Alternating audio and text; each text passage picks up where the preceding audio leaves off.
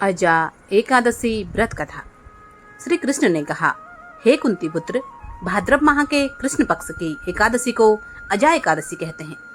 इस एकादशी व्रत की कथा के श्रवण मात्र से ही अश्वमेध यज्ञ के फल की प्राप्ति होती है। इसका व्रत करने से सभी पाप नष्ट हो जाते हैं। इस लोक पर और परलोक में मदद करने वाली इस एकादशी व्रत के समान संसार में दूसरा कोई व्रत नहीं है। अजा एकादशी व्रत कथा। अब ध्यान पूर्वक इस एकादशी का महात्म्य श्रवण करो। पौराणिक काल में भगवान श्री राम के वंश में अयोध्या नगरी में एक चक्रवर्ती राजा हरिश्चंद्र के नाम के एक राजा हुए। राजा अपनी सत्यनिष्ठा और ईमानदारी के लिए प्रसिद्ध थे। एक बार देवताओं ने इनकी परीक्षा लेने की योजना बनाई। राजा ने स्वप्न में देखा कि ऋषि विश्वामित्र को उन्होंने अपना राजपाट दान कर दिया है। सुबह विश्वामित्र वास्तव में उनके द्वार पर आकर कहने लगे, तुमने स्वप्न में मुझे अपना राज्य दान कर दिया। राजा ने सत्यनिष्ठ व्रत का पालन करते हुए संपूर्ण राज्य विश्वामित्र को सौंप दिया। दान के लिए दक्षिणा चुकाने हेतु राजा हरिश्चंद्र को पूर्व जन्म के कर्म के कारण पत्नी, बेटा एवं खुद को बेचना पड़ा। हरिश्चंद्र को एक डोम ने खरीद लिया जो शमशान भूमि में लोगों के दाह संस्कार का काम करवाता था। स्वयं वह एक चांडाल का दास बन गए। उन्होंने उस चांडाल के यहाँ कफन लेने का काम किया, किंतु उन्होंने इस आपत्ति के काम में भी सत्य का साथ नहीं छोड़ा।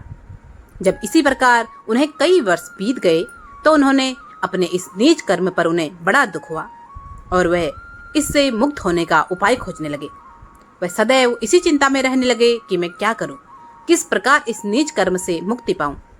एक बार की बात है, वह इसी चिंता में बैठे थे कि गौतम ऋषि उनके पास पहुंचे। राजा हरिश्चंद्र ने उन्हें प्रणाम किया और अपनी दुख भरी कहानी सुनाने लगे। राजा हरिश्चंद्र की दुख भरी कहानी सुनकर महर्षि गौतम भी अत्यंत दुखी हुए और उन्होंने राजा से कहा, हे राजन, भादो माह के कृष्ण पक्ष की एकादशी का नाम अजा है।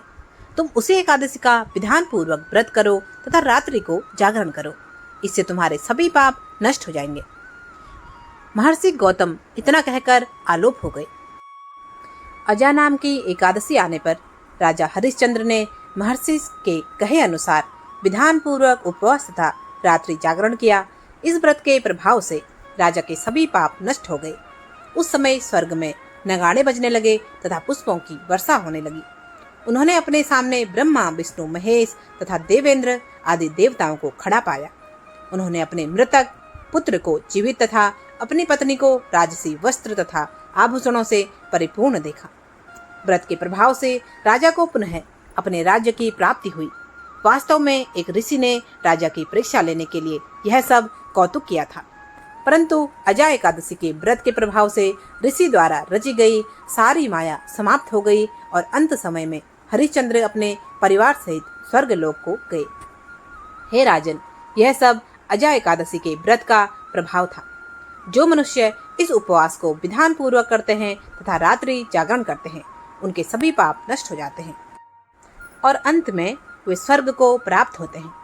इस एकादशी व्रत की कथा के श्रवण मात्र से ही अश्वमेध यज्ञ के फल की प्राप्ति हो जाती है। जय श्री हरि विष्णु। कथा पसंद आई हो तो कृपया इसे एक लाइक जरूर करें। चैनल पर नए हैं तो सब्सक्राइब अवश्य करें। आपका बहुत बहुत धन्यवाद। जय जय श्री हरि विष्णु। जय श्री राम।